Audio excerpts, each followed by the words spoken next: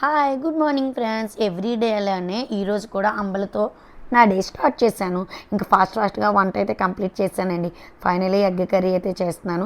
Chicken చేయొచ్చు కదా అనొచ్చు, కానీ టైం అయిపోతుంది. ఇంతకీ ఎక్కడికి దేనికి అంటున్నారా? నిన్న నేను ఒక పాపకైతే మెహందీ పెట్టానండి. ఆ పాపకైతే వాణి ఫంక్షన్ ఉంది. మేకప్ కూడా మనల్నే బుక్ చేసుకున్నారు. సో ఆ మేకప్కి వెళ్ళాలని మార్నింగ్ లేచి కుకింగ్ కంప్లీట్ చేసుకున్నాను. లో మా పాప వచ్చి హ్యాపీ మదర్స్ డే అని అయితే నన్ను విష్ చేసింది. నేను చాలా హ్యాపీగా ఫీల్ అయ్యాను.